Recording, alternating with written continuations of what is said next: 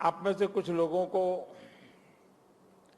पहले से जानने का, मिलने का अवसर मुझे मिलता रहा है। गुरुद्वारों में जाना,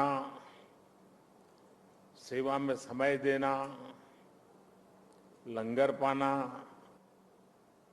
सिख परिवारों के घरों पर रहना, ये मेरे जीवन का एक बहुत बड़ा स्वाभाविक हिस्सा रहा है। यहां प्रधानमंत्री आवास में भी समय समय पर सिख संतों के चरण पड़ते रहते हैं और ये मेरा बड़ा सौभाग्य रहा है। उनकी संगत का सौभाग्य मुझे अक्सर मिलता रहता है। भाइयों और बहनों, जब मैं किसी विदेश यात्रा पर जाता हूं तो वहां भी जब सिख समाज के साथियों से मिलता हूं तो मन गर्व से भर उठता है। 2015 की मेरी कनाडा यात्रा आप में से कई लोगों को याद होगा और दल्ला जी तो मैं मुख्यमंत्री नहीं था तब से जानता हूं। ये कनाडा के लिए 4 दशकों में किसी भारतीय प्रधानमंत्री की पहली स्टैंड एलोन बायलैटरल विजिट थी और मैं केवल ओटावा और टोरंटो ही नहीं गया था। मुझे याद है तब मैंने कहा था कि मैं वैंकूवर जाऊंगा और मैं वहां जाना चाहता हूं। मैं वहां गया, गुरुद्वारा खालसा दीवान में मुझे माथा टेकने का सौभाग्य मिला। संगत के सदस्यों से बहुत अच्छी बातें हुई। इसी तरह 2016 में जब मैं ईरान गया तो वहां भी तेहरान में भाई गंगा सिंह सभा गुरुद्वारा जाने का मुझे सौभाग्य मिला। मेरे जीवन का एक और अविस्मरणीय क्षण फ्रांस में 9 अप्रैल इंडियन मेमोरियल की मेरी यात्रा भी है। ये मेमोरियल विश्व युद्ध के समय भारतीय सैनिकों के बलिदान के लिए उन्हें श्रद्धांजलि देता है और इनमें भी एक बड़ी संख्या हमारे सिख भाइयों की थी। यह अनुभव इस बात का उदाहरण है कि कैसे हमारे सिख समाज ने भारत और दूसरे देशों के रिश्तों की एक मजबूत कड़ी बनने का काम किया है। मेरा सौभाग्य है कि आज मुझे इस कड़ी को और मजबूत करने का अवसर मिला है और मैं इसके लिए हर संभव प्रयास भी करता रहता हूं। साथियों, हमारे गुरुओं ने हमें साहस और सेवा की सीख दी है। दुनिया के अलग अलग हिस्सों में बिना किसी संसाधन के हमारे भारत के लोग गए और अपने श्रम से सफलता के मुकाम हासिल किए। यही स्पिरिट आज नए भारत की स्पिरिट बन गई है। नया भारत नए आयामों को छू रहा है, पूरी दुनिया पर अपनी छाप छोड़ रहा है। कोरोना महामारी का एक कालखंड इसका सबसे बड़ा उदाहरण है। महामारी की शुरुआत में पुरानी सोच वाले लोग भारत को लेकर चिंताएं जाहिर कर रहे थे। हर कोई कुछ न कुछ कहता रहता था, लेकिन अब लोग भारत का उदाहरण देकर के दुनिया को बताते हैं कि देखिए भारत ने ऐसा किया है। पहले क्या कहा जा रहा था कि भारत की इतनी बड़ी आबादी, भारत को कहां से वैक्सीन मिलेगी, कैसे लोगों का जीवन बचेगा। लेकिन आज भारत वैक्सीन का सबसे बड़ा सुरक्षा कवच तैयार करने वाला देश बनकर के आज उभरा है। श्री अकाल करोड़ों वैक्सीन डोज हमारे देश में लगाई चुकी है।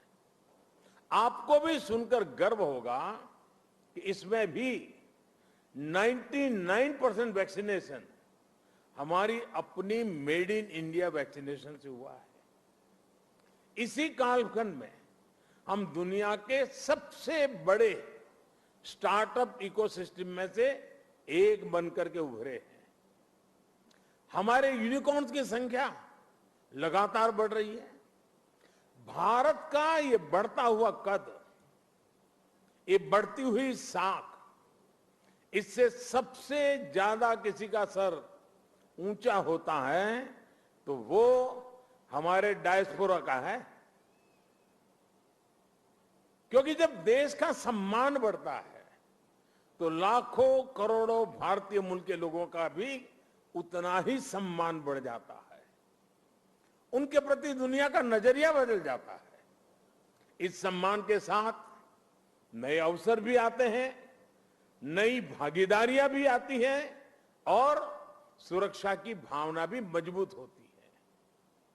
हमारे भारतीय डायस्पोरा को तो मैं हमेशा भारत का राष्ट्रदूत मानता रहा हूं। सरकार जो भेजती है वो तो राजदूत है, लेकिन आप जो है राष्ट्रदूत है। आप सभी भारत से बाहर मां भारती की बुलंद आवाज है, बुलंद पहचान है। भारत की प्रगति देखकर आपका भी सीना चौड़ा होता है, आपका भी सिर गर्व से ऊंचा होता है।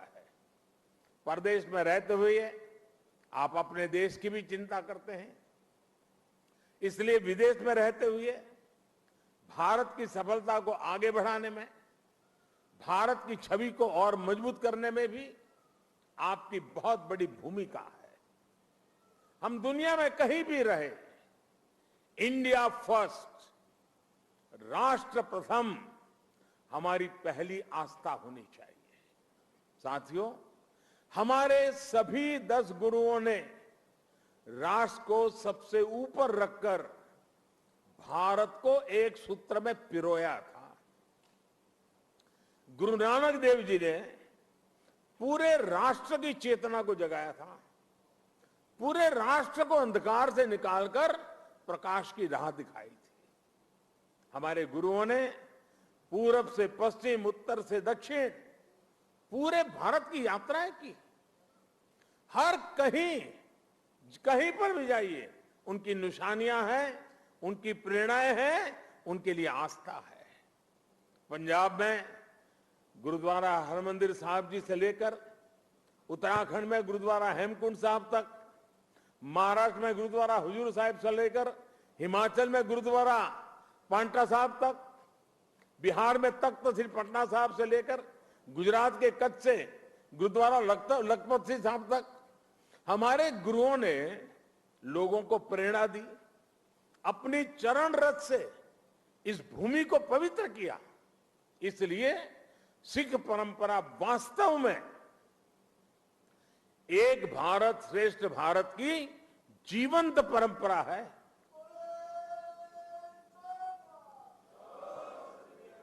भाइयों और बहनों, आजादी की लड़ाई में और आजादी के बाद भी सिख समाज का देश के लिए जो योगदान है, उसके लिए पूरा भारत कृतज्ञता अनुभव करता है। महाराजा रणजीत सिंह का योगदान हो, अंग्रेजों के खिलाफ लड़ाई हो या जलियांवाला बाग हो, इनके बिना न भारत का इतिहास पूरा होता है, न हिंदुस्तान पूरा होता है।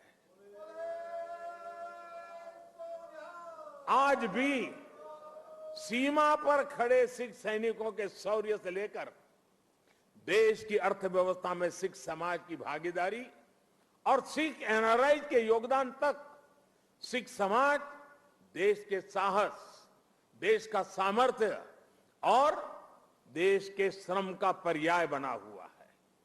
साथियों, आजादी का अमृत महोत्सव हमारे स्वतंत्रता संग्राम के साथ साथ हमारी संस्कृति और विरासत को सेलिब्रेट करने का भी अवसर है, क्योंकि आजादी के लिए भारत का संघर्ष केवल एक सीमित कालखंड की घटना नहीं है। इसके पीछे हजारों साल की चेतना और आदर्श जुड़ी थी। इसके पीछे आध्यात्मिक मूल्य और कितने ही तप त्याग जुड़े हुए थे।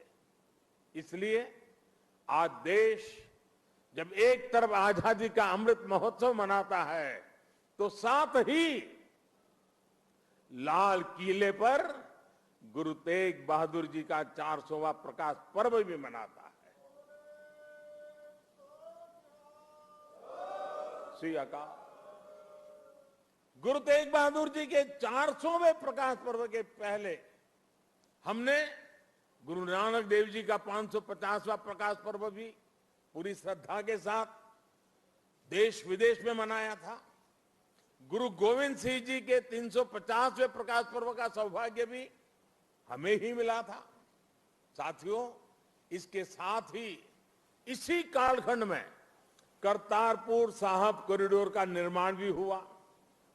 आज लाखों श्रद्धालुओं को वहां शीश नवाने का सौभाग्य मिल रहा है।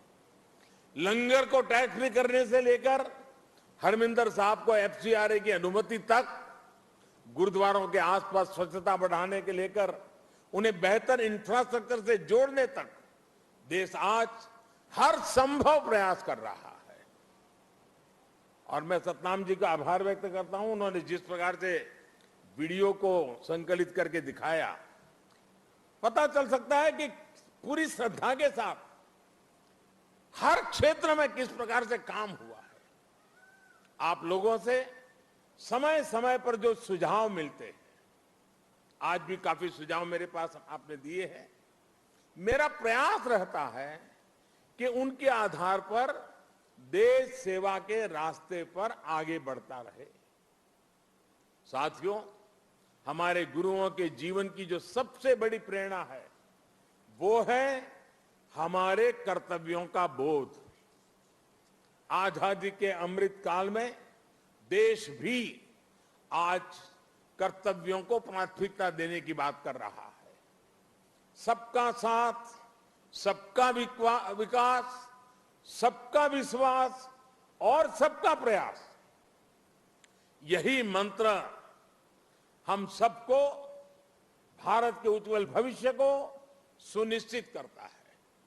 एक कर्तव्य केवल हमारे वर्तमान के लिए नहीं है, ये हमारे और हमारे देश के भविष्य के लिए भी है। ये हमारी आने वाली पीढ़ियों के लिए भी है। उदाहरण के तौर पर आज पर्यावरण देश और दुनिया के सामने एक बड़ा संकट है। इसका समाधान भारत की संस्कृति और संस्कारों में है। सिख समाज इसका जीता जागता उदाहरण है। सिख समाज में हम जितनी चिंता पिंड की करते हैं, उतनी ही पर्यावरण और प्लेनेट की भी करते हैं। प्रदूषण के खिलाफ प्रयास हो, कुपोषण से लड़ाई हो, या अपने सांस्कृतिक मूल्यों की रक्षा हो, आप सभी इसी तरह के हर प्रयास से जुड़े नजर आते हैं। इसी श्रृंखला में मेरा आपसे एक आग्रह भी और है। आप जानते हैं कि अमृत महोत्सव में देश ने के सभी जिलों में, यानी हर जिले में 75 अमृत सरोवर का संकल्प लिया है। आप भी अपने पिंडों में अमृत सरोवरों के निर्माण का अभियान चला सकते हैं। साथियों, हमारे गुरुओं ने हमें आत्मसम्मान और मानव जीवन के गौरव का जो पाठ पढ़ाया, उसका भी प्रभाव हमें हर सिख के जीवन में दिखता है। आजादी के अमृत काल में यही देश का भी संकल्प है। हमें आत्मनिर्भर बनना है। गरीब से गरीब व्यक्ति का जीवन बेहतर करना है। इन सब प्रयासों में आप सभी की सक्रिय भागीदारी होना और आप सबका सक्रिय योगदान होना बहुत अनिवार्य और आवश्यक है। मुझे पूरा भरोसा है, गुरुओं के आशीर्वाद से हम सफल होंगे, जल्द एक नए भारत के लक्ष्य तक पहुंचेंगे। इसी संकल्प के साथ आप सभी को मैं बहुत बहुत धन्यवाद देता हूं। आपका यहां आना वो मेरे लिए संगत से भी बहुत ज्यादा है। और इसलिए आपकी ये कृपा बनी रहे। और मैं हमेशा कहता हूं, ये प्रधानमंत्री निवास स्थान ये मोदी का घर नहीं है, ये आपका अधिकार क्षेत्र है, ये आपका है। इसी भाव से, इसी अपनेपन से हमेशा हमेशा हम मिलकर के मां भारती के लिए, हमारे देश के गरीबों के लिए, हमारे देश के हर समाज के उत्थान के लिए हम अपना कार्य करते रहें। गुरुओं के हम आशीर्वाद हम पर बने रहें। इसी एक भावना के साथ मैं फिर एक बार आप सबका बहुत बहुत धन्यवाद करता हूं। वाहे गुरु का खालसा, वाहे गुरु की फतेह।